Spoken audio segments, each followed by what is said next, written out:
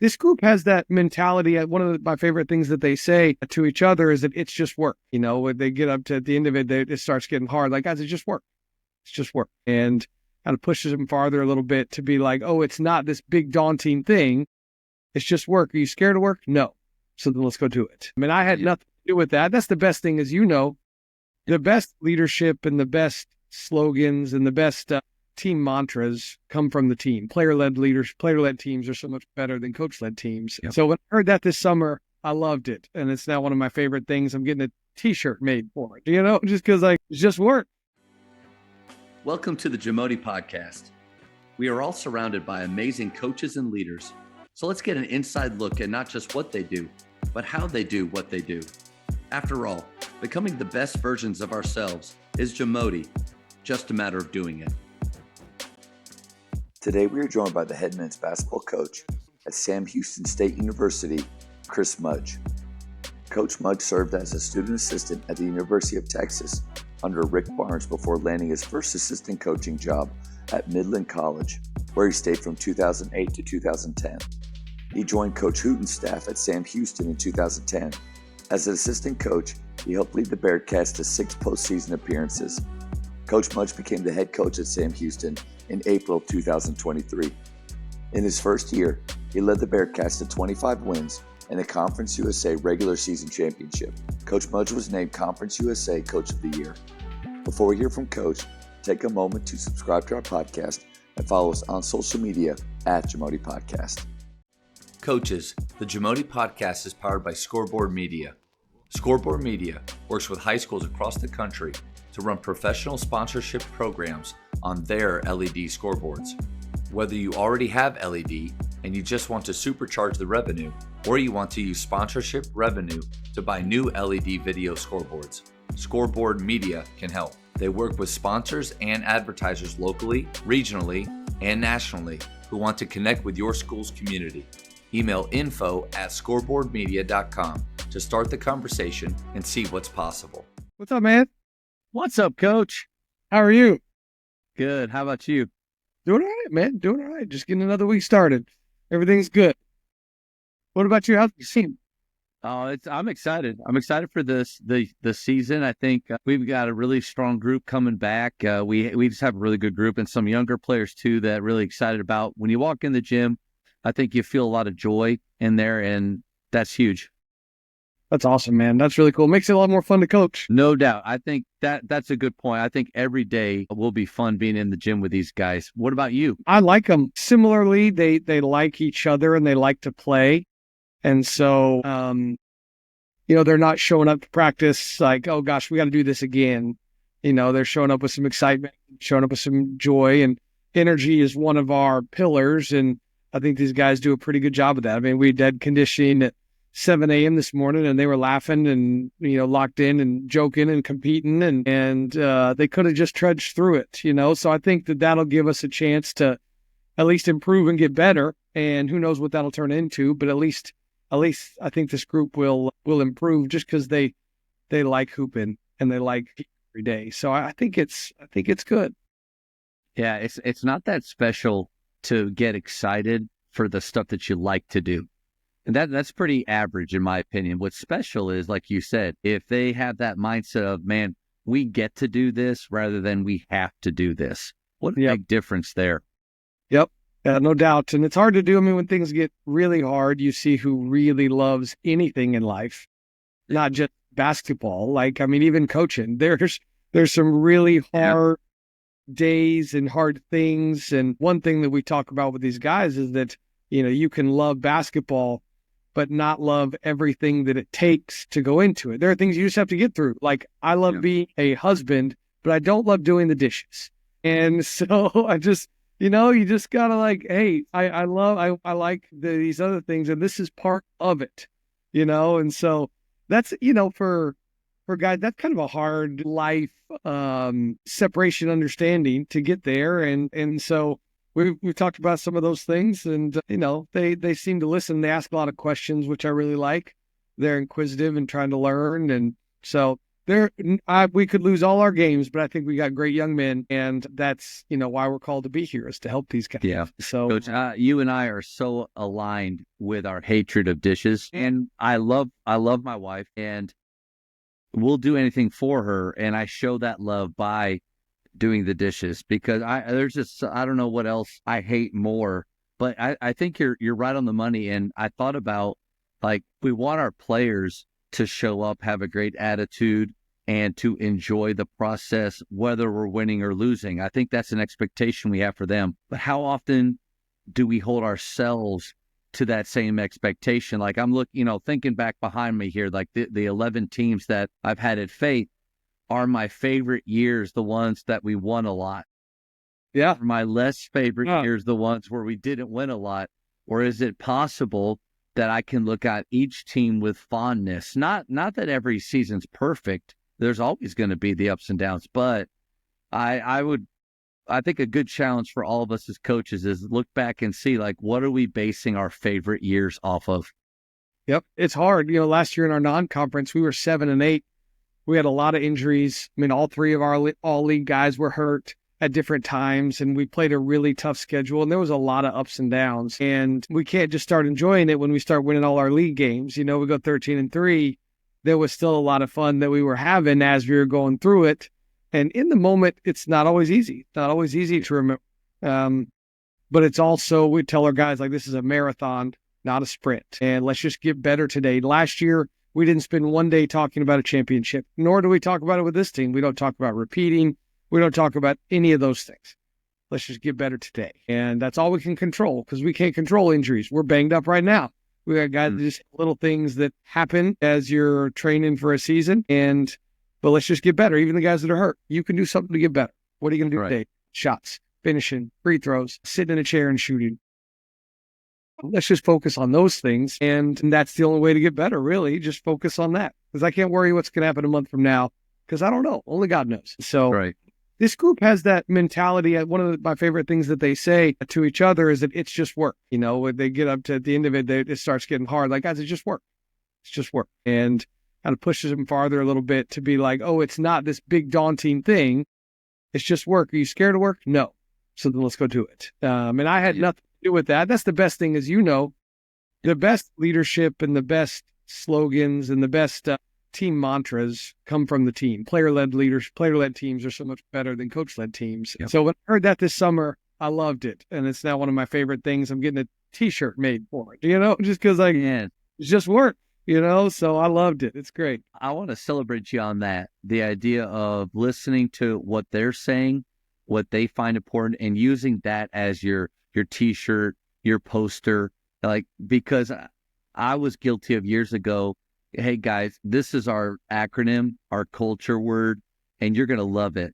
And I just crammed it down their throat. And because most kids and most players, I feel like, are pleasers, they did that and they were respectful. But what type of buy-in could I have gotten if I allowed them to choose those things? So over the years, I like our guys to have a lot of different gear. And so we do different motto shirts for our gear store, different colors. But I ask our seniors, hey, just send me 4 quotes, keep them short, things that you like, and I'll use them for those. And I don't know what coach said this, probably a bunch of coaches have, but like, give things to your players that you don't really care about. Like, I really don't care what's on a t-shirt, but man, they find this really cool. Let's let that. So this year they put brotherhood.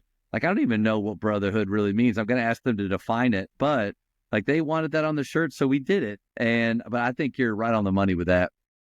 It's interesting. One of the best pieces of advice that I used last year actually came from my wife. She watched, what's that cheer show on Netflix and whatever, maybe it's called Cheer. But I think it is, yeah. What we did, so we have our pillars that define our program year to year, and that's going to be how we create men for life. And those things won't change. How we define them changes and gets more defined over time. But each team has its own identity. And so what we did last year, and we're going to do this year and next year, is each team gets to choose their own slogan, mantra, acronym, whatever, and no one else knows about it. Nobody outside of the guys in the locker room know what TTA meant last year. And this year's team is different. Their identity is different. The personnel is somewhat different. And so they're going to choose, all right, how do we see our pillars and our definitions and our values playing out for us? And then that's our identity. And it's something we can go back to say, hey, you guys chose this. Are you showing it in this, this, and this? Is it playing out because this was your identity, your choice, fit your personality? And I loved it last year. The returners for this year are, were at the beginning when we got to the summer, I was like, all right, we're not saying that anymore because that's not this year's team. They're like, what? Huh? What do we say now? I was like, well, we're going to determine that over time. You guys will determine that. And I really like it as a way for each team to have its own personality, because like you said, you've had 11 different teams. Not one has been the same as the other, even though maybe some of your values have been consistent. And so I'd like to shout out Lindsay Mudge and Cheer from Netflix for that idea. And it's been good. The guys are kind of in the process of figuring out, what are we this year? Who are we? Yeah. Chris Hill from Jesuit said that you have to start every year fresh, like it's brand new. And it makes sense.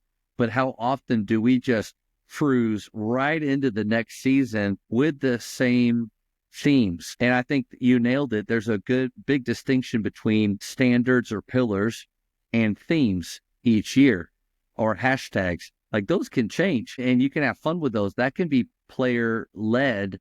The themes of your program, the standards, like especially if you're at one place for a long time, players are going to come and go, but you remain. And so there has to be some continuity maybe with the standards. Like we have 4, but then the 5th one, I even leave open every year, kind of that Coach K approach of the fist. I leave the 5th one open for every year for the seniors to choose. So last year, seniors chose passion. That was the word that they really wanted to be about. This year, I think that they're going to choose brotherhood, but I still have my 4. Those don't change. And those, like you said, what'd you say, building men or something like that at the beginning? What'd you say? Building men for life. Yeah, like those can't change, right? Like, why do we have to change something that is good like that every year? But the theme, give them ownership of that, and that buy-in will just skyrocket. And I think, like you said, starting fresh, how we define things is the standard we can hold people to. And we have to be fresh with that, even with returners, because the definition and the understanding may be different after a year. A guy who's a freshman, when you define it the first year, may know the words, but doesn't know what it means to live it out. And so the next year, when you define it again, their understanding and their application of it may be different. They're also maybe at a different point where the application, let's say discipline is one of our pillars. Last year, we had a guy who had some areas of his life that he wanted to improve his discipline. And this year, they're very different because he's made strides in those things. And so even within the pillars, the standards, there's constant redefining, there's constant changing, there's constant, redirection with each of the guys to make sure that they're moving all the time in all of their areas. And in life more than basketball, we talk about life more than basketball, because if you do these things the right way in all aspects, as you know, the outcomes permeate everything in your life. We always talk about how you do anything is how you do everything. And so if you're not sleeping the right way, if you're not putting in the extra hours or whatever, if you're not handling your schoolwork, it's going to affect basketball. That's a hard connection for guys to make, because they think, oh, well, if I do more schoolwork, it's going to hurt me more in basketball. No, it's actually, if you're more diligent in that, it's going to make you more diligent and disciplined and focused with less stress in your basketball. And that's just a life thing that, we're trying to help these guys, because I want them to be successful 40 years from now, not just 4. Yeah. And we talk a lot about those things. And I've worked for unbelievable coaches who have been about those things. So I know I've been very lucky to see it play out and to learn and to train those guys. And so that's the fun part of what we're doing. There's a lot of people who can win and lose, but I feel like we're called and judged by something much greater, even though we may be hired or fired by ADs or presidents or whatever it is. But that is a very short-term goal. And so hopefully we can, with those standards you're talking about and redefining and enforcing culture and leadership that we can help them through some things and help them figure out some life as they help do us. I've become more disciplined in a couple areas of my life because I'm having to live out the things that I'm telling these guys I have to do, you know? That's right. Hey, that alarm goes off. I'm telling our guys to be disciplined. I get to be disciplined. I get out of bed. Well, Coach, this has already been awesome. We've launched right into it. I want to thank you so much for giving up your time. And it was a pleasure getting to listen to you at TBC and then get to chat with you a little bit. Just really honored to have this time with you. Well, I appreciate you. I know I told the story, but I'm going to tell it to all your podcast listeners that before I was a senior in high school, I went to Point Guard College, and you were my counselor. And I remember a lot, but I remember your energy and how much you cared. And I was a nobody. I wasn't that good. I was an average high school player, but you poured your energy out into us as a really good player. And that meant a lot to me. And I tell our guys all the time, the first thing people see is your energy. And that's the thing they remember. And you did that for me. And that meant a ton. And so coming full circle and seeing how successful you've been has been really cool to see. Man, I appreciate you saying that. You know, what's funny is getting older now, actually seeing some of, because directing for them for 5 summers, I was at, probably 25 to 30 sessions in that time. So that's a lot of athletes. That's a lot of basket instructors. And they were doing something up here this summer, a PGC, one of their day camps. And I saw one of the basket instructors walking around. I saw her and I was like, man, she looks really familiar. So I asked her if she played around here. She was like, well, no, you don't remember me? I was like, dang it. Like, no, I don't. Tell me how I know you. She's like, you were a director at one of my sessions. I was a player. I was like, so I was like, did you enjoy it? She's like, oh yeah. She's like, the one thing that I remember is that not to yawn with my mouth open. And I said, what? She said, yeah, you got really upset with us when we would yawn with our mouth. She told the story about one of your players and how he would closed mouth yawn and how you loved that. And I was like, that's what you took away. Like my lasting impression is, but it is one of my players, Dalton Standish, years ago. I was talking probably too long, like we all do. And I saw him do this. He went, and I said, Dalton, what did you just do? He said, I yawned. I was like, with your mouth closed? He's like, yes, sir. I was like, man, so we snapped for that. And I've always, so all these like all kids and stuff out there, but anyway, it's funny the impact that we have. I'm glad that it was more positive on you and in different ways than just me getting mad about yawning. I learned a lot. It was great. Even in the beginning, we got into culture a little bit, and I think you hit on something about standards or pillars, kind of interchangeable, being different than maybe style of play or themes. But what I've seen sometimes is, like, let's just say you want to run and gun. Well, then all of a sudden that becomes your culture or your standards are all about play. Like we play hard, we rebound well, we shoot the three a lot. Nothing wrong with those ideas. And maybe those are themes within your style of play or goals that you're trying to do. But I think it makes a lot of sense when there's a difference between the standards that can be about basketball, but also more importantly about life. And it seems to me like that's what you've done.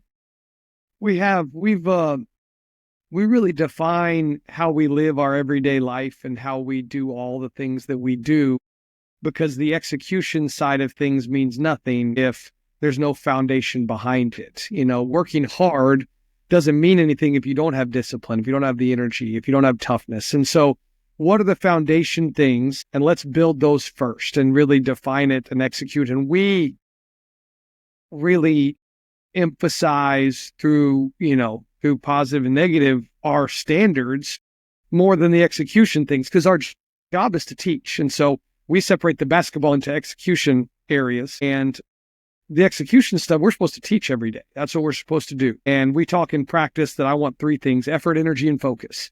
And they kind of encompass some of our standards, but make it real simple. 3 quick words that they got to do every day.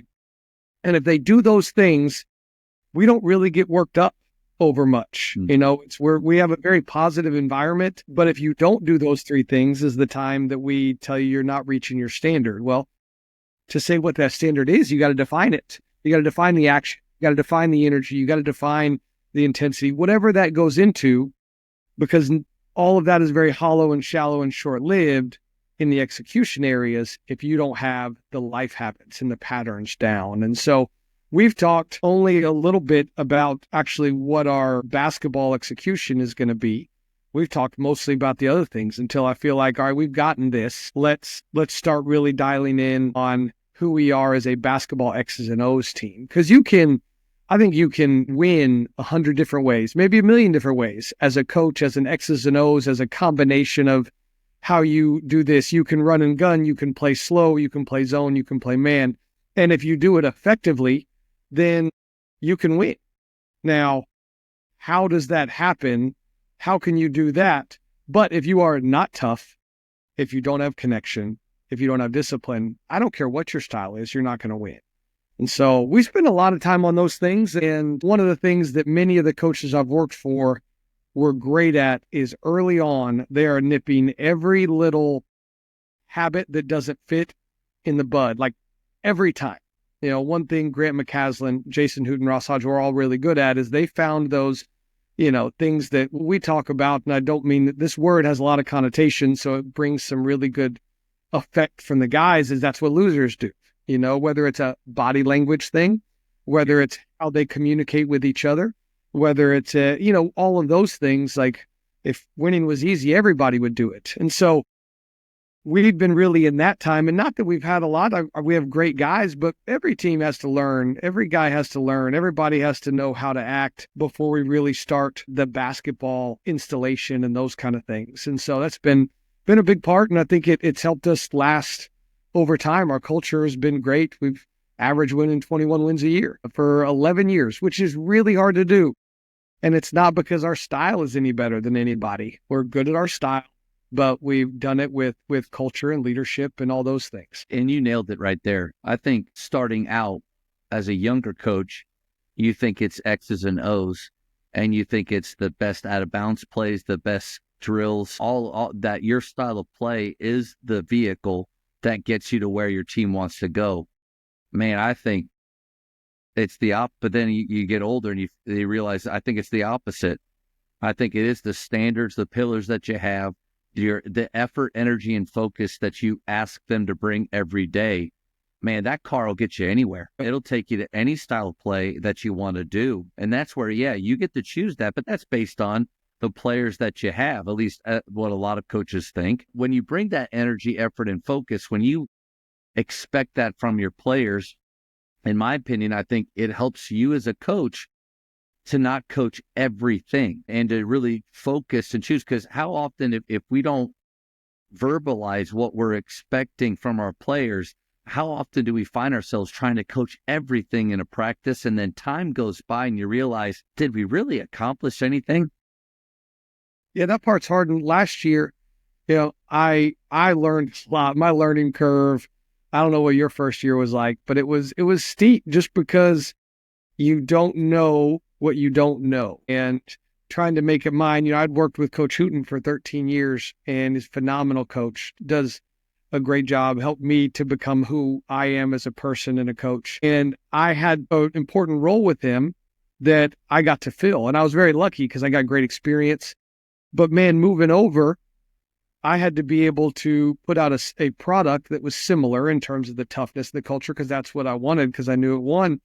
But I had to do it my way. I'm my own person in a good way and a bad way. And I had to learn through that early on. Man, I was so excited about the plays I was going to run. My ATOs were going to be the best they were. And after 2 games, I looked and I was like, well, our ATO percentage is terrible, and it's my fault. Because I was all excited about this, because I was going to show this or I was going to show that. Like, well, then I was like, okay, what works for your guys? Like, are you making them uncomfortable? And the answer was yes, is that I was doing something to detract from them. And I think that had been a wake-up call among about 1,000 wake-up calls about what are you doing to put them in their best position? And how can you do that on a daily basis? And pretty quickly I figured out, hey, you got to spend more time with them. Just keep talking to them. Get to, see what they like. Ask them, what did you think of this new action? How is there stuff you don't, you understand, don't? Let's play practice. What do you want to see in practice? What do you think y'all need to get better at? And I think that over last year, I changed tremendously, and I know I will continue to do so because I don't have any of the answers. And I think that's what I learned the most, is that I don't have answers. So let's go find them. Let's ask our guys. Let's, things online. Let's, get on podcasts. Let's listen to lots of people's podcasts. I listen to a trillion and too many, and follow every cool Twitter basketball account there is. And I guess it just made me a little more curious, because I didn't know how much I didn't know about leading an organization, about leading people and putting them in the best position. One of the best people I got to talk to was with Transforming Basketball, and just talking about pedagogy and teaching, like not even having anything to do with basketball. How do people learn the best?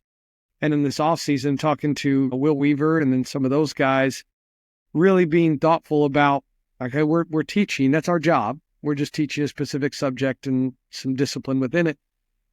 All right, how do we teach them best? Why do we do what we do? And I think I know this question has taken me off on a really wide tangent, but I think that thing that I've been able to spend the most time on this summer is, the first year it was, gosh, there's so much chaos. There's so much new. There's so much new coaches, new players. There's so much of me learning, that I stuck to what I know, because I knew it had been really good. And then as it went, it was tweaking it to, okay, how can I enact this the best? And then in this off season, it was like, all right, are we doing the best way of everything? Now I got time to really say, all right, why do we do it this way? What is the reasoning? Does it have the effect that we want? And most of the time it's yes, because I've worked for unbelievable coaches. But there's certain things like, all right, well, let's try to do it this way. And don't get me wrong, sometimes you say that and you're like, man, that was terrible. Like, that change I made was awful. But you try things and someone's like, okay, I really like that. I liked how we organized that drill, or how we changed up the parameters or something like that. And so, the journey of it is certainly ongoing, but just trying to do it from a foundation of like, all right, what do I teach well? How do I teach those things? And like you said, I can't coach everything. I can't see all the things. Let's make sure they're doing these things. And on the day where there's not effort, energy, and focus, like, all right, guys, I can't help you be a better basketball player because I'm coaching things that should be natural to you. So I'm not helping you as much as I can because you're not helping me as much as we can. And giving it from that perspective gives them a little different ownership of what it means and how their improvement needs those things in order for us to help them the best. And there's a lot of gold there. One, I want to celebrate your mentality of self-evaluation, or evaluating the processes that you do within your team. I mean, I think we always need to be doing that. We need to be lifelong learners as coaches, and constantly be trying to figure out more efficient ways to pull the most out of the time that we have. One of my things, like I jokingly tell my guys, is on my tombstone, I wanted to say Coach Saman was dripping with urgency. That doesn't mean that we don't stop in those culture moments like TJ Rosine is really good at. You see a culture moment, man, stop what we're doing, and we're going to take our time there. That doesn't mean we give up that because we have to keep moving. But if I get 43 minutes a day with those guys, man, I want it to be the very, very best. So look back, 5 years ago, are you still doing the same things? Are you still saying the same things? Like you said, not everything is bad that needs to be thrown out, but what adjustments can you make? Or like Tyler Costin says, what can you take out? I think that's a really huge thing for us to do, is constantly be moving forward. And then another thing I really appreciated that you said, like, maybe early on, everybody feels this way, and about moving over those, 18, 19 inches, whatever it is. I think they do. I think we all feel like we've got it all figured out. And when it's our turn, man, we're just going to blow this thing up. It's going to go. And then you realize, oh crap, like there's more to this. And my moment was at first year at Faith, after being with Wes Watson and McKinney, the great Wes Watson, for 5 years as his varsity assistant. We're in a timeout. It's a tight game. We got about 11 seconds left. And I choose that time to draw up a new play that I saw an NBA team run the night before. And I said, hey, guys, we're going to call this Chicago. Do this. I thought it's pretty simple action. Man, let's go win the game with this. And here I am, puffing my chest up. And I look at my guys, and they're giving me blank stares. And I realized, man, I haven't taught this very well. It's something brand new. Coach, we go out and we don't even get a shot up. After the game, I just had to tell the guys, like, hey, that's my fault. Like, I really screwed up right there. You said when we make mistakes, the ability to acknowledge those and learn from them and make changes is great. But then I also thought, man, you can't do that too much though, because then you're getting in the realm of competency. Like we need to be competent, and I think we need to have more successes with our decision making than failures, but have the ability to own up to our failures. I agree 1,000%. And it's hard because, like you said, those are really competing things. You want those your guys to know, hey, he knows what he's doing for buy-in purposes, but also the humility of not being infallible. And it's a hard balance. So especially in year one, as I felt like I was trying to prove myself, which I still am, because I've proven nothing yet. I had 1 year of a pretty good year. And it is a hard balance, and it kind of drove me to simplicity, I guess. I was trying to be too complicated to show how good at whatever it was that I was, whether it's an ATO, whether it's a set, whatever it was. Like at the beginning, I would have wanted to run Dan Hurley Yukon actions. And I quickly learned that's not good for me. I don't teach that well enough to make it simple for our guys. And so I think as we went on, our practices became more simple. They became more focused, like, hey, what are the things we want to be really good at, that we want to make really good decisions in, that we want to be able to have flexibility in if different things happen? Let's just practice those a lot. And, in sets, like, okay, let's do some things where we can teach the guys to understand it. Because early on, I was making our guys uncomfortable because of the stuff that I was doing. And in the self-evaluation, and I remember there was one game, I was in the hotel and I was in a bad spot of self-evaluation. And there's also a balance. Like you can't get to yourself where you're like, oh, I'm a failure. Those things, you feel negative. Say, all right, what can I do? Where can I make a change to help our guys? And that was one of the biggest things, was becoming more simple as a way to really get across to them. And then once they mastered said thing, all right, let's build on that. Let's make them feel some success. And I love that you said that, because that's one of the things, with scheduling and with playing hard teams and things like that. Like you want to play the best, and you also want to have some continued success so that they can buy in and they can see like, okay, what we're doing works.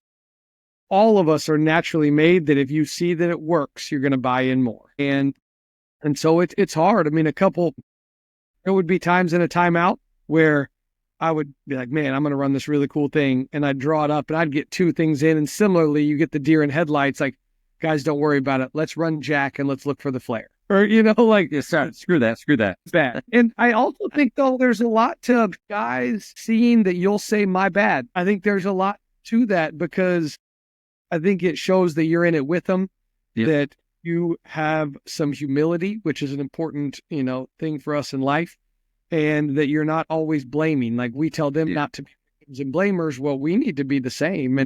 And it is a hard balance. And, what it drove me to was, like I said, simplicity, but it also drove me to, hey, you need to do it right. Like the amount of time you put in for games, you have to be able to follow through, that you do a good job, that you are prepared for different scenarios, that you have some different simplistic wrinkles to be ready to draw up, to not confuse them, but also to help them. And I think if you can do it from the helping perspective, let me draw something that helps these guys get a good look. It totally changed the motivation for that thing. Instead of, I want this to look cool, because then some Twitter person will say, man, this guy's a great coach because he drew this up. Like, no, well, did you get a good look for your guys? Did you help them do something that gets them success? Then that's a really positive thing. And it's a hard balance. I'm not saying I haven't figured out, but that's something I got hit in the face with, very similar to you, quickly, game 1 or 2. And it helped me be a better coach for those guys. Are you ready to level up your team's skill development? Well, Ballology is here to support you in driving accountability and skill development. The Ballology app is more than just tracking. It's a resource for enhancing skills, knowledge, and mindset across your program. Join coaches all across the country using Ballology to simplify training and empower your athletes. Let's build consistency, accountability, and skill development together. so many directions we could go off of what you just said. And so I wrote a couple things down just to kind of keep my head straight, but like simplicity, simple or complicated. Alabama, you could say, is simple with what they do. The UConn is complicated with what they do. I just wrote, it doesn't matter. It doesn't matter if it's simple or if it's complicated. What matters is, does it work? Like, does it achieve an advantage for your players? And you look at the players you have and you figure out what will work for them. It doesn't need to be simple, or can it be complicated? What I struggle with sometimes, because we're very simple. You mentioned, what will my play get on someone's tweet? I can tell you right now, there will never be a Grapevine Faith basketball clip on anyone's social media because it's so simple. But I like that, and I like to teach that way. But I think what I struggle with is when I see or hear coaches trying to do complicated, but it's not the best for their players. It doesn't benefit their players. And you could be stubborn, and you can say, well, just keep teaching them. They'll get it. They'll get it. Okay. Well, how much time do you have? Because you talked about buy-in, and Kenny Boren. Do you know Kenny? We coached for Flower Marcus for a long time. He's the assistant there, defensive guru, Coach Marcus Smart, all this stuff. But, Kenny said the way to create or get buy-in is to win. Like, that's the best way to get buy-in, is to win. So in your attempt or pursuit of complicated, does it work for your players, and are you winning with it? And if not, I would dial it back and I'd go more simple.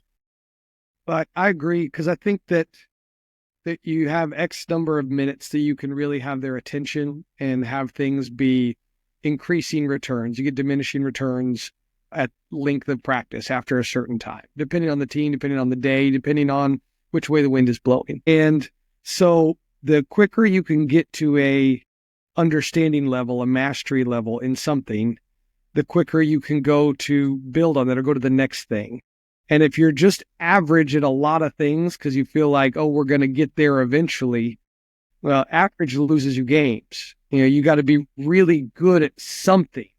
And even if you're really good, like Alabama, they're so good at teaching their spacing, their actions, and why, that their understanding is good. And so all they're creating, all we're doing as coaches with our offensive side is to get an advantage. That's all you want. And so you can do it a complicated way to disguise, to move the defense, to do this, but all you really want is an advantage, and you can do that simply. You can do it complicated, but you got to get the advantage. And if your guys don't understand how to get it, and then more importantly, how to use it, you can run this really good action that ends in a stagger. But if your guys don't understand how to read and use a stagger, what's the point? And you can have this cool stuff that looks good. And we had a team, a long time ago that Coach Hooten and I talk about. We coached the best that we ever coached. And Coach obviously did a unbelievable job. But we didn't teach that team. And then it's a very player's game. And so we didn't always have the guy on the end that did the thing. And so we had great stuff that if you drew it up and somebody said, this is the scout, like, man, that's a really cool play. But I saw Coach Hooten's growth over time, and I learned a lot from him, but also his growth. Well, let's do something that they can really understand. And I think decision-making is the hardest thing to teach. How do you read rotations? How do you read the tag on a ball screen? How do you read a pin down? Because by the time you guys get to district, by the time we get to conference, whatever it is, every team knows what every other team is doing. And they're going to have a game plan for how to guard every single thing. You have to be able to, your guys have to be able to understand, all right, what do we do if this person does this? And then mid-game, when they start doing the opposite, I have to be able to make a reaction to it. And if we're not at that point, then we haven't taught it. If they don't know it, you haven't taught it. And so I think that, a guy like Dan Hurley can do an unbelievable job. He connects his movements to move the defense so very well, but his guys understand what they're looking for out of all of them really well. When they get into a zoom, they know if this guy chases, the trigger man is curling, he's popping. If he's step above, they know, and they all know back cut, pop, action. And So he's taught that really well. I'm not as good a teacher. I couldn't teach those four-sided movements into the action. And so when I watch basketball at night, I'll write down some things, but try to incorporate into what we do, an entry, a zipper entry that we do, a baseline runner entry that we do, a 4-out entry, because it's something that's familiar.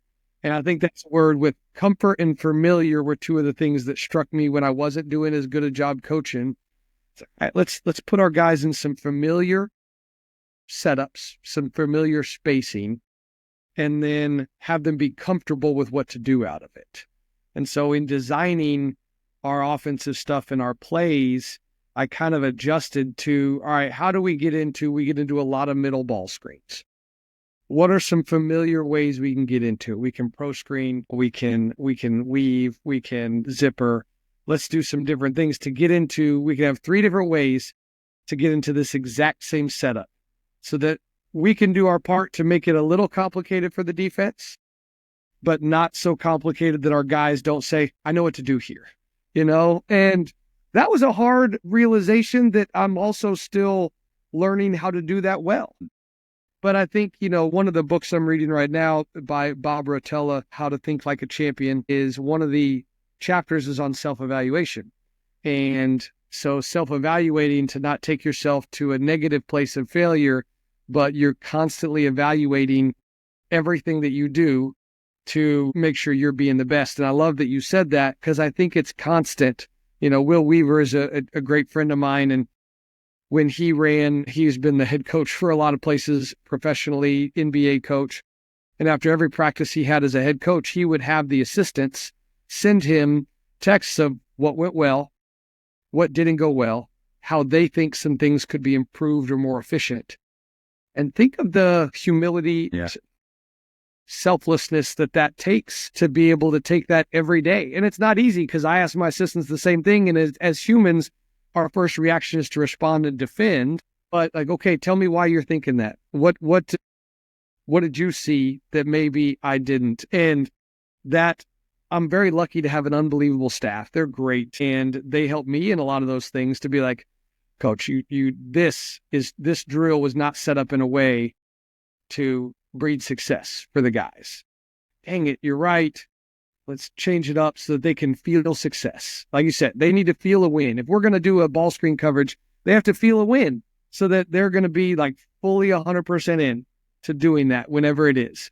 Whether it's a rotation, whether it's a new play or a new spacing, they need to feel a win. And part of that is how we set up a drill.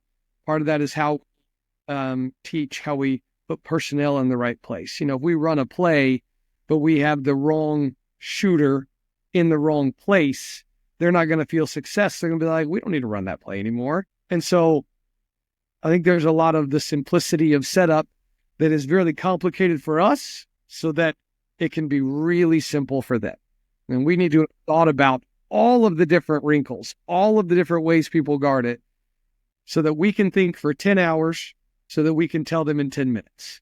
And if we can do that, then they can just be comfortable with it. And I think that is a super hard thing to do. And I know that's really coachy to say, and I have not figured that out, but that is my goal of what I'm trying to do is spend all these crazy mad scientist hours. And most of the time I think through things and I'm like, well, that's not going to work because this, but it helps me when they have that question of why don't we do this?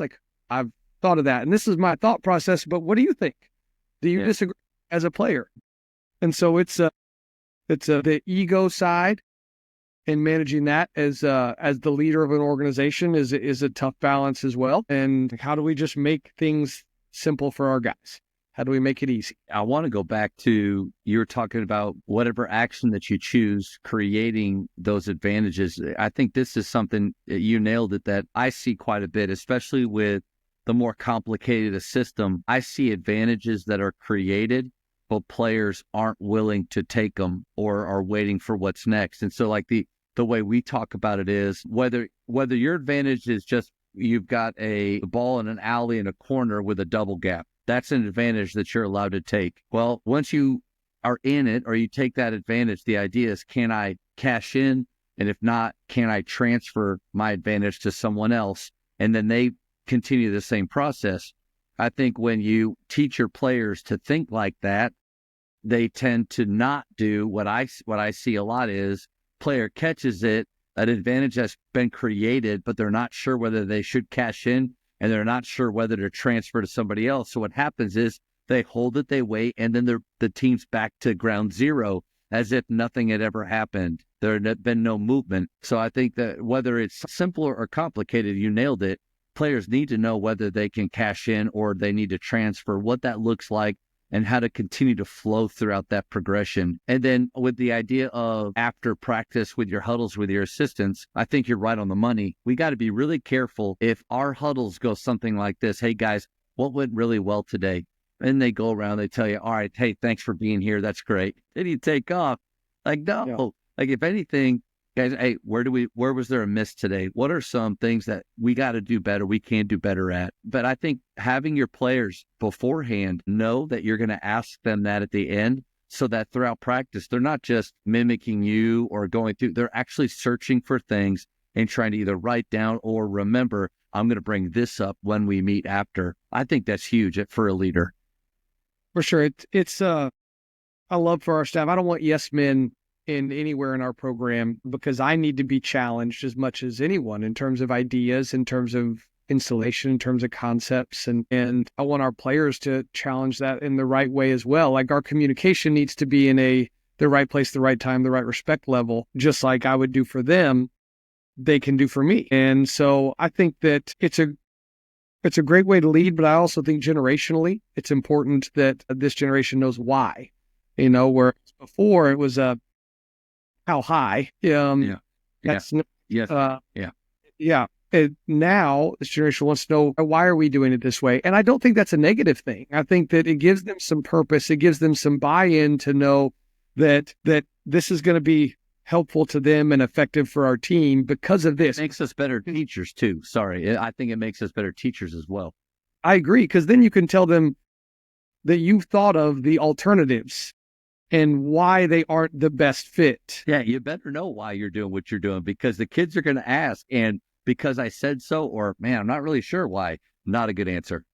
And I think those are the moments where they lose a little trust in our competency, when we are unsure, as opposed to we tried something and it wasn't right. If we have a direction that we're going, but we chose the wrong direction and we have some reasoning why we did that, I think that guys understand that they're the same way. If they choose to close out a certain way on somebody, they may make the wrong choice, but they did it with some intention and some direction.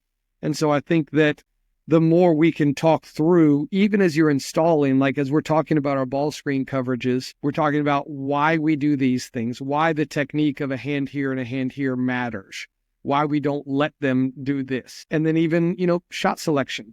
Shot selection, we went through a really in-depth statistical breakdown of shot selection, not why we tell you not to shoot shots, because we don't tell guys not to shoot shots. We try to celebrate the best shots and why our offense is made to create certain shots. And because there's a time and place, like there's mid-range shots that are great shots, in my opinion. There's mid-range shots that are better than getting to the rim because they're uncontested. But you just got to understand the reasoning why and the when to be able to make those decisions. And going back to a couple of things you hit on, the hardest thing to teach our guys and to learn is those 0-second decisions, because you could have dominoes fall, and we use the analogy of dominoes a lot. And if you hold it, you can lose the advantage. There's that space between dominoes, and you no longer have advantage, and then you have to recreate the advantage. And you can't teach that in drills. You can't teach that anything but live. And early, we made a lot of wrong decisions, and that's great because it helped them to be in that situation. There's lots of reps live of they have to learn how to make that 0-second decision. Do I cash in? Is the shot for me? Or is help coming and I need to get the next advantage? And then if we get back to neutral, we've lost the advantage. One of the harder things to get guys to understand is how to flow to get advantage again. What do we flow to? What triggers we do to gain advantage within our offense? Do we go off ball screens? Do we have on ball? Do we go zooms? Do we try to post up? What works for our team in our game plan to reestablish advantage. And that takes a lot of time because that's not set-based. Sets are easier to teach. Say, you go here and you go there. And then it gets scouted and they're like, oh, well, they're fronting or switching out the backside. Like, oh, shoot, what's the play after the play? How do we flow? How do we get an advantage, even though we didn't get it off of our first action? And again, I'm not saying I've taught that very well, but I think that's my goal, is to get guys good at those things so that they get good at playing basketball. So no matter what it is we're doing, they're going to be able to make the right read to keep the advantage going. And eventually somebody will get a good shot. Whether it goes in about half the time it won't, and that's okay. Right. We're creating those opportunities, but that decision making is hard because it goes against a lot of, as a coach, you want to feel control at times, whether it's a set, whether it's practice. And one of the things Transforming Basketball talks about a lot is there may be a really ugly part of practice that as a coach, you're like, man, I didn't do a very good, that's ugly. Let's move on. No, that's exactly where you need to be dialing in. And you have 8 minutes scheduled. You need to go 15 because you're right in the ugly growth. And you need to go into that. And like, I didn't get through my practice plan. Like, well, did you get better in this area? Did you get to that place? And we had a drill that I had for 8 the other day and it went for 2 because we've got this down. We don't need that. Let's get on to something that we're growing in. And that part's hard. That's made me try to be a little bit better of a coach as opposed to let's get through this practice plan very efficiently to a place of, did we get out of the drill what we needed? Did we get out of the live action what we were trying to teach? And if not, let's either reorganize in it or scrap this. We got to do it again tomorrow because the way I set it up wasn't great. And it made me a little bit more intent on that as opposed to what the schedule on the card looks like. And that's hard because I'll get caught up in the middle drill. Like, all right, next we need to flow from this efficiently to the next thing. Well, I just missed 30 seconds of this particular drill. Dang it, I got distracted. My bad. And so just putting those guys in those situations as much as possible to learn those things and make decisions. Because even if it's a set, you talk about complicated or simple, whatever it is, they got to make a decision in there. Like you said, you could run a really good stagger and it may have 3 more actions, but you might have a scoring action off the very first one. And you want that guy to know, like, okay, this is where I can make a play, and this is why I would make a play. Fran Fraschilla talks about ball screen solutions a lot and does a great job of breaking down why you would do certain things versus certain coverages. And so I think teaching guys against a hard hedge, we do this because of this. And they got to be able to do it on the fly because out of a timeout, a team may start trapping or may start hard hedging or they may start switching. Say, okay, against a switch, we do this because... And just teaching decision-making, I think, is probably what my biggest focus on offense and defense is, so that they can be the ones leading what we're doing based off what's happening out there. I think it's huge to spend time on that throughout practice. So that's where the idea of all practice is individual skill work. I think when you're teaching them how to play, especially in these small-sided games and reading advantages, man, that's skill work. And so you don't necessarily have to separate your skill work time with your team time. Man, I think you blend those two things together really well when you do that. One advantage we have as high school coaches in Texas, at least, and I say advantage, is no shot clock. Because theoretically, as a coach, you could run a set. Didn't work. Back it out. Let's try this. Didn't work. Back it out. Like you keep just repeating at in other states that are farther ahead in the game. And at the college NBA level, you have your time. And so teaching them within those movements, the advantages you're trying to create to continue to look for gold, hunt for gold while you're running the play. Because if not, you go through all of this movement and you wind up with the ball in a guy's hand. Like you said, too much space between dominoes. Oh, crap, 8 seconds. What does every team do? They either space away or they bring a guy and they get a ball screen. And most of the time it leads to a contested jump shot. And I think that's where you can maybe reevaluate, okay, are these actions creating anything for us? Because all we're getting is a playmaker in space at the end trying to go one-on-one, or we're calling for a ball screen at the end. Or are they creating advantages? Our guys just aren't seeing them. And that's maybe where, film really helps with that. But I think as coaches, like you nailed it, man, us giving up control. Do we have to see this 4-part plan all the way through, or are we allowed to take it at 1 or 2 if it's available for us. And I think also it depends on your team a little bit. There are some teams that you have to create advantage for through sets, through action, through control. And that's not a bad thing. It's a personnel. Like, where is this guy the best? And there are some teams that are better when you let them create a little bit and get in the flow of things, whether it's a dynamicness or whether it's a read thing. You look at teams, Princeton teams, they are exceptional at using the action given to them to create an advantage. Those guys, some of them are not the quickest, not the fastest, most athletic, but what they do fits their skill set. And so even last year, a month into our season, like a month into games, we changed up what our triggers were because we have some guys that are better off of this action than I realized they're not quite as good off of this. So let's really emphasize these things and give them control to do that. But then also individually, we had a really fast point guard, 2 of them. And so if it was an end of clock, we'd say, all right, these guys don't need a ball screen. Let's just continue the flow of the offense, but let's give them space. Some of these other guys were really good reading off ball screens or really good off of gets. And okay, so if this guy has the ball, this is an action that can play to their strengths. And so I think it's also team to team based on what they need to put them into the best position. And that's based off their skills, their athleticism, their IQ, their understanding, those things. And it can also change over time. It may be early in the year, they need more control because they're not fully understanding. But as they go, like last year, our guys started to get a lot more freedom and they really started thriving in it. And it helped them later to have more freedom because they had more understanding and IQ and it played to their skill set. So it's a moving target. I don't think there's any one answer for any one coach or team because your team at Grapevine could be really different next year in terms of what makes them really good than this year. And so that kind of continuum of control and freedom, it's like there's nothing set in stone in coaching. Yeah. Full circle back to kind of what we started this talk off with is every year reevaluating. That was great for that year, but it's different now. And treating it like that, because so easy, man, I've got my practice plans from last year. I'm just going to copy and paste and we're going to come out and do these things. I think you keep your practice plans for sure, but then when you copy them, okay, what's different? What adjustments can I make?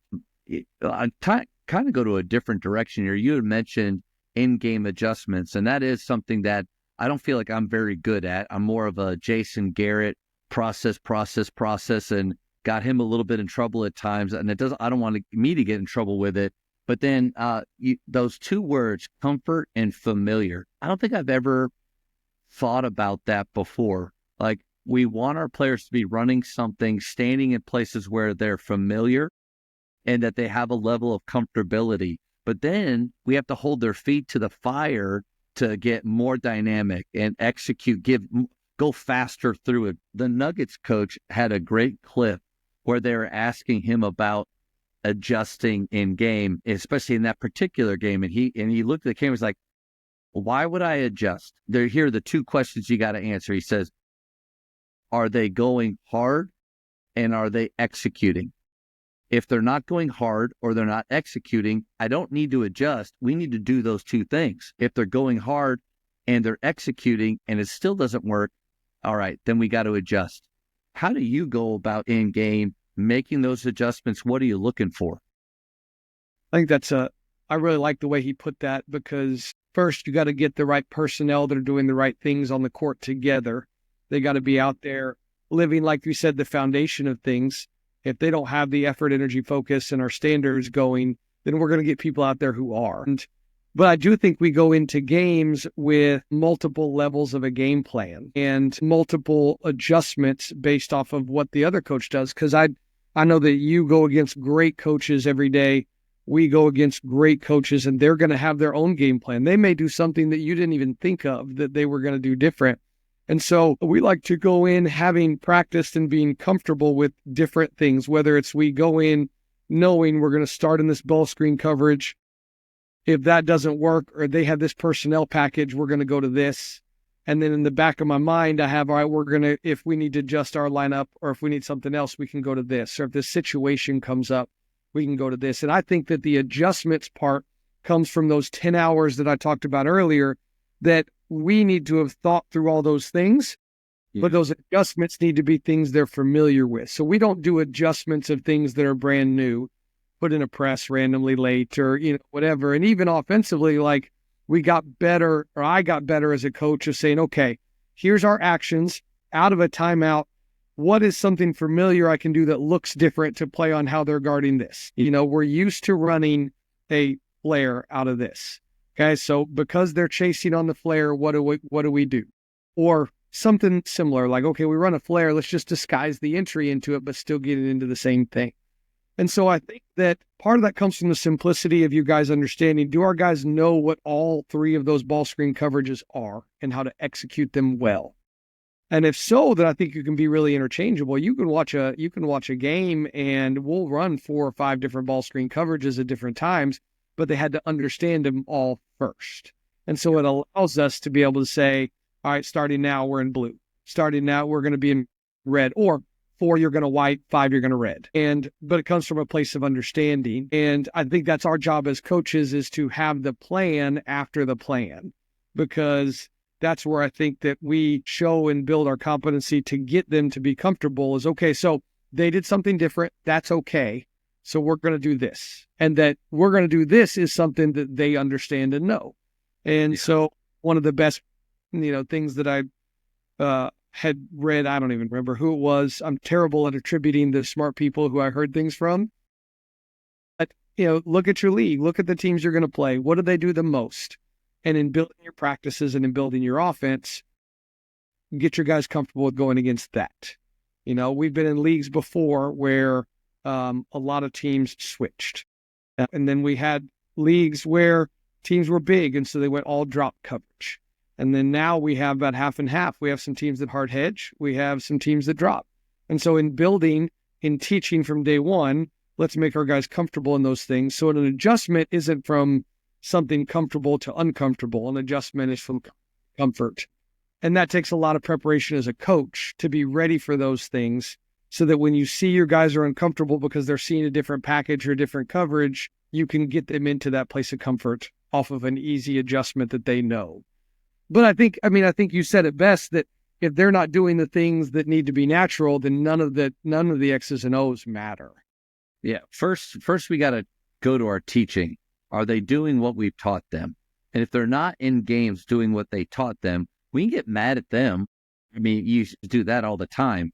But extreme ownership says you've got to turn that right back around, and you got to be really upset with yourself. I've been blamed for sticking with things like we ran a 3-2 zone the last couple of years, and maybe they're gaining a lot of advantages on us and really handling our pressure well. And I've been asked questions of like, why didn't you change? Why didn't you go man? Why didn't you do something else? I think I fall back into those two questions. Like, are we going hard? Like, are we flying around like we're supposed to? And then are we executing? Are we actually dropping and filling the way that we're supposed to? And if we're not doing that, then, maybe a little stubbornness is necessary. Maybe in that moment, because I think you got to be careful not just to change, because you might end up killing your run that could have continued on even further because we're trying to be a smart coach and just change things up. So I think that's maybe where the art of it is adjusting for the right reasons. And then to your point, be careful if you only have one way to do something.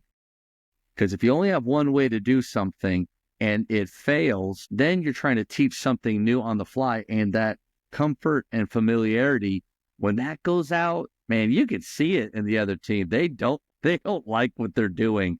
I think that's huge. Yeah, I agree. And, even zone is a great point, because I've worked for a bunch of coaches who are some of the best man defensive coaches. And every year, including myself last year, say, all right, we need to zone in to be like a pace changer and to, do some things, different and throw some people off. And, it's so easy for us to, the first time we have a possession and we give up a 3 when we're in zone, to just get right out of it. This is why I don't run zone, get back to man. But honestly, if it's the right 3 from the right person, you did your job and you play percentage it. If that guy, we keep going. Great. I hope you shoot that again. Or like you said, it could be an execution thing. Say, hey, you got to get out to the corner. And if you do that, then maybe we had them in a good position for what we wanted. Yep. And that's a hard balance because, like you said, there is a point to pull the plug. There's a point to go back to something different. And that's the hard feel thing that you'll get right one time, wrong three, whatever it is. And that part's hard. And that's where I think the preparation comes in of, all right, why am I going to make this change? What are my changes that I can go in and be ready for? And then why would I make that change? What do I see, whether it's from our side or their side, that's going to make me do that for the right time, the right reason? And if we do that, I think most of the time we stick to what our guys are good at and we get a positive outcome, whether it's a win or loss, doesn't matter. It's putting yourselves in the best position. And so I think that's where that prep comes in and knowing what you do and what your team does best. Coaches, the JAMODI podcast is powered by Shoot 360. The future of basketball has arrived in Dallas-Fort Worth. Shoot 360 combines the latest sports technology with the fundamentals of basketball skill development. The result is a one-of-a-kind video game-like basketball program designed to improve your shooting, dribbling, and passing. Visit shoot360dfw.com to learn more and register for your free 1-hour workout evaluation. Shoot 360, the future of basketball is here. Well, it goes back to what you said with practice plans. And I think it's the art versus the science, the feel versus what's on the paper. And I think early on, I know I was dominated by the science part, like what I have timed out here or in a game, what we're going to go to. This is the game plan that we said, and I'm head down pushing through no matter what. I think over time, the art piece or feel, like you said, I've always wondered, do players just have feel, or can feel be taught? Can you learn it? And I'm still not sure about on the floor, but I think for us, and maybe it is on the floor the same way, for us, it's over time we get the feel of, man, I know we just got beat on that same play, but stick with it. Or, you know what, like it's time to make a change. It may be even with what we're doing or our personnel on the floor. But I think art and feel, there's always going to be, art and science, always going to be a struggle between those two. I think so. And it changes, I think, moment to moment on what is needed, because you have to have an organization and a purpose and we have to know these things to get ready for a game. You have to have a press break in. Like you have to be able to go against the zone, but being able to understand what you need in the moment. But I think a lot of feel, as we teach guys on the court, a lot of quote unquote feel comes from decision making. And so, if somebody has a feel off of a middle ball screen, a lot of times it's because they can make the right decision. And so even as coaches, like our feel a lot of times comes from, we can make the right decision because we prepared. We said, okay, these are some things that can come out of this drill or this play or this defense, and I'm prepared to make a decision off of it. And sometimes that is labeled as feel, and knowledge and preparation can lead to that for your players and for us. Now, there's also a feel of an otherness that you can't put on paper. The feel of a team, you can walk in a huddle and feel they're tense, or you feel their energy is low, or there is an emotional feel that has to go with it also, because that goes into the decision of, do you pull the plug on something, or is it one of those things? Because you know what, there's some times where it's not your night for something in particular, and you got to have the feel for knowing when that is, or when you can motivate this guy to do that, or whether you're not going to get it out of him, and so let's go do something you can get out of him. Now, if somebody understands that, they'll be a trillionaire and they can sell every motivational speaker thing ever. But I think it's my assistants probably joke with me, because that feel and the lack of black and white in almost anything we do as coaches is sometimes hard for them, because I'll devil's advocate my own statement in a meeting, or a player like just said this. I know what I just said, but what about this too? It happens all the time. And I'll get them convinced, like, we should start doing this. And I'm like, well, what about this? They're like, Coach, you just said this. And I'm like, but you're then keeping them on their toes. That's what you're doing. You're keeping them on their toes. No, goes back to something you said earlier about spending time with your team. How do you get more feel with your team, spend time with them, actually know them, know that what makes them tick, know what motivates them, know what their aspirations are individually and as a team. And then another nugget I think you kind of alluded to was make sure that your skill work actually leads to the game that they play, because we want them to have more feel within our system, within our flow, but our skill work is completely separate to that. And nothing wrong with ball handling and two ball and all that stuff. I love all the stuff out there that you can do that's different. Man, give me a med ball and a foam roller, I'm down. But there has to be a game. Michael Lancaster said this, it's got to be a game connector to it.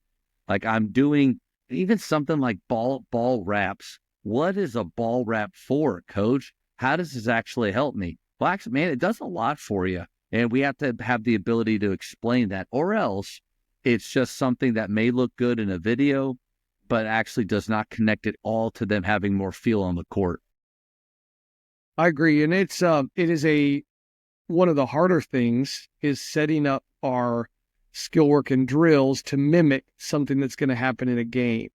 So they are getting confidence in that preparation. In there, you get confidence by work because you said, okay, I know I've worked this. And then when I see it, I'm like, okay, I've seen this many, many times. But then, like you said, there's also things like some of the two ball handling. You say, okay, this is going to help you because of this. And that takes a lot of time and planning on our part to be able to, like we talked about, you have to be able to explain the why to do it. And then what is the outcome? The outcome is not that I want to be the next great trainer of players that gets, recognized for that. I want to, put this guy in a position so that he can be really good. And it's honestly made our skill work be more about decisions than about necessarily a skill, and even finishing decisions on finishing. Like, is he helping up? Is he staying low? Is there his hands up or his hands down? So that their skill work, all aspects of it, become a decision. Like, okay, it's cool to have a in between legs, in and out, whatever. Like, when do I use that? And why do I use that? And then in the offense, like, where do I actually get to use this? Because there was one point a couple of years ago, I was working with a guy on jump shots, and because he wanted to get better in a jump shot. Then he asked me, he's like, Coach, where in the offense do I actually get these? And in my head, I was like, you don't. And great question, Johnny. I was like, man, that's a really good thought. He's like, well, do you think I could be working on some of the things that I'll get in the offense? I'm like, yes. And that helped me to be like, okay, I need to be a better coach in this. And it played exactly to your skill work needs to connect, and they need to mentally be able to connect it. Even if it doesn't physically look like it, you have to be able to tell them this is going to help you do that. Speed ladder is going to help you become a better defender because of this, as opposed to you're just making them work just to work. And it's a hard connection you got to be real cognizant of. I do want to ask you a little bit about confidence, building confidence in your players. And it's unique kind of coming from you because you were at Sam Houston for, like you said, 11 or 12 years working for the same coach. And then you moved over to where, so maybe you were having conversations with players in a different way as an assistant. Now all of a sudden you're the head coach. Confidence is one of those things. We want our players to feel confident, play confident. How do you address that with your guys?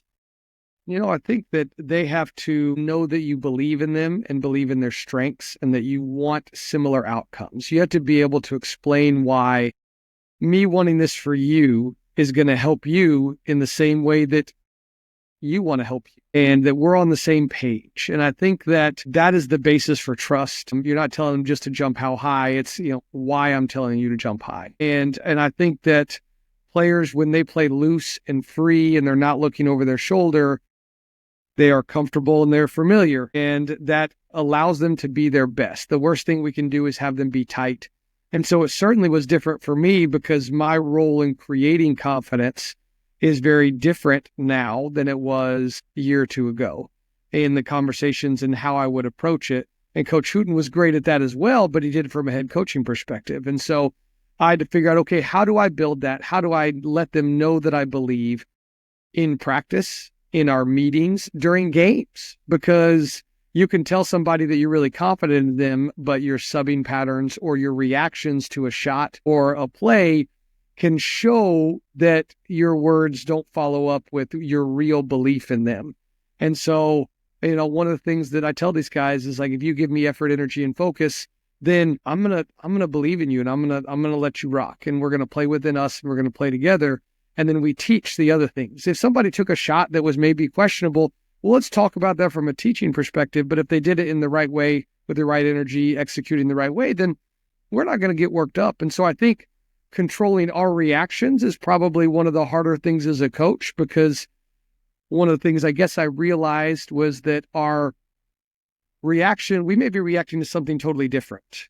Maybe we saw that the screen wasn't set the right way, and so we react physically, vocally, our body language, but the shooter looks over at us and they think that it's about them. And that can affect their belief and their confidence and their belief that we trust in them. And so I think that we have a lot of emotions in games, but being able to control those to show belief is one of the more important things that we can do. We have to be able to act out the things that we tell them about our belief. And a lot of times that comes from us believing in them more than they do. And that our accountability usually comes from a place that we think that they are better and can be better than they are at something. Yeah.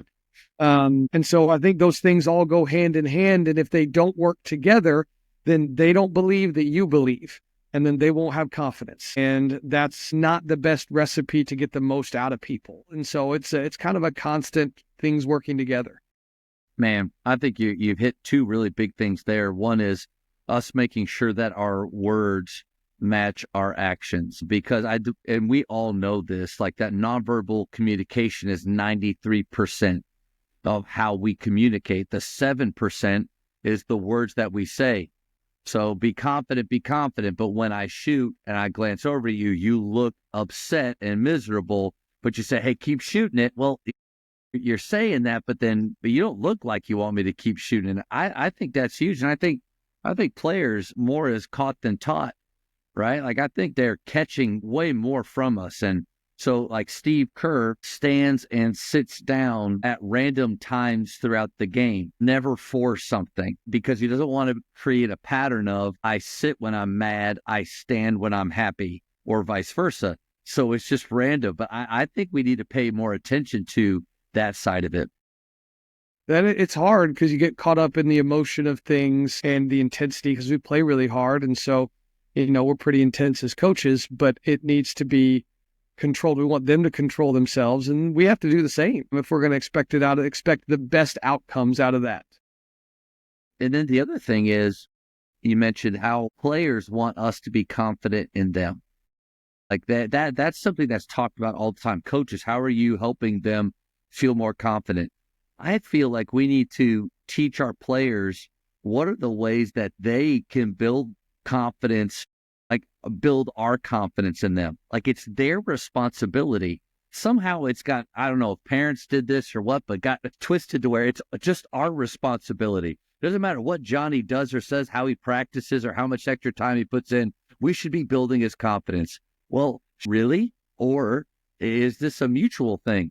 Like, I'm confident in you, Billy, because of what I've seen you do in practice. You have shown me time and time again that you can miss 2 or 3 shots and it's not going to affect your thought process. You're going to probably nail that next one. Your effort's not going to droop.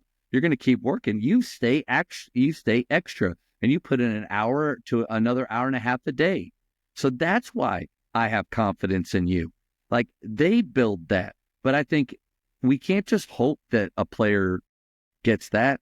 I think we need to tell them, guys, listen, here are ways that my confidence in you as a player can grow.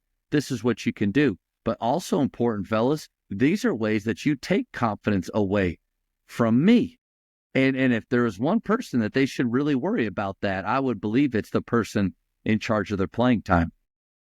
Yeah, and I think that you described confidence in such a great way, because it's trust. I have to be able to trust that you're going to go out and do something that is positive for the team and your teammates. And you do that through proving things, through practice, through reactions, through extra work and those things.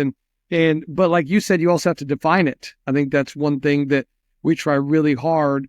And I'm not saying we're perfect at it, but let's define everything. Even if you think that they have no idea, there's no reason they shouldn't know this thing. Well, we can't hold them accountable if we haven't told them. And so I think we assume too much. To your point, I think we assume too much as coaches. I assume that all these guys want to win, and that they want to be great. Man, be careful with that. Yeah. There's competing things, or assume that, guys know what a closeout is, or guys know what communication looks like, or whatever it is. And so I think you got to define it. And then each person's trust is going to be built on some foundational things, but also, okay, so I have confidence in you to do these things. And not that you pigeonhole guys, but I think defining guys' roles of, hey, you're really good at these things. You are at your best when you're focusing on these things. Doesn't mean it's the only things you do, but let's dial in on what makes you great. And then we'll build from there. Let's keep getting better so that other things become great things about you also. And that's where it can be individual. And that part's hard, because there was a coach who I heard said, I'm going to treat you all fair, but I'm going to treat each one of you different. And I really liked that, because the standards and the fairness has to be there. If you treat one player totally different than another and allow your standards to be not met by somebody and other person gets consequences for it, that's where it becomes a problem. But I also think that motivating and their trust and all those things is different. Our, 6'11" guy is going to handle communication different than this other guy we have on the team. And so building confidence and trust is going to be different for those guys. And accountability is going to be different for those guys. And that's a hard balance to be a two-way street to build that confidence, is because it is going to be different with certain guys. Because I also think that a lot of these really masculine, ego, tough guys that we're coaching are not confident, not actually confident in their skills, not confident in having success. And so a lot of it is a defense mechanism. And so getting to you're building real confidence from something that is real, that they can have continued success in, even when they're having failures in others, is probably the hardest thing, because everybody wants to be big and tough and confident in these things. And then, man, on the inside, you are not confident in these things. And how do we help you with that? And that part is hard and better than fixing a jump shot. And so it's one of the harder things that, again, if somebody had figured out, they'd be a trillionaire or have won 2 national championships in a row. So maybe Dan Hurley has this thing figured out. The JAMODI podcast is powered by Sideline Interactive. Sideline Interactive is the leading manufacturer for high-quality, innovative scoring tables and LED video display boards that help coaches and schools bring more excitement to fans, create huge fundraising opportunities, and make their jobs easier. Visit sidelineinteractive.com to check out their amazing products. Coach, the speed round. These are going to be quick questions. First thing that pops in your head, we'll get to know you a little bit better. Okay, let's do it. Favorite ice cream flavor? Chocolate. Greatest shooter of all time? Steph. All right, so you have a dinner. Besides Jesus, the top three dinner guests that you'd have, any time period. What a fantastic question. Steve Wojciechowski, he was my hero growing up. That was my guy. Wojo is Wojo. Wojo is I can't believe that. You're the only person that's ever even mentioned his name. He's my coach. That was the guy that I thought, if he can do it. Yeah, I can too. Short, quick story. I know I talk too much sometimes, but I was working with Team USA as a manager, and I got to pick up Coach Boeheim, Coach K, a bunch of the legends that are going to be on Mount Rushmore. And I was not fazed. Not because they're not amazing, but I wasn't freaked out. I got to pick up Wojo from the airport, and I fanboyed, and I was so nervous. And so anyway, so Wojo is one of them. I love that. We have that outstanding first one. Keep going. I would like to, Abraham Lincoln would probably be one, because there's not many people who dealt with adversity at that level and handled it with, an incredible class and grace and those kind of things. And then, gosh, the third one, what an unbelievable question. I'll come with it quick. Gosh, somebody like Obama would be interesting as well. I think people in that type of leadership role have such an interesting perspective. I mean, I was thinking of like the Gandhis, the Queen Elizabeths, people that have been leaders in an area that creates a lot of conflict and adversity. And so I'd probably pick a bunch of people from there around the world. I think you pick one of those people and you put it with Abe Lincoln. I think Wojo would be thinking, what the crap am I doing here? Slap the floor and you played really good. Man, you inspired guys like us.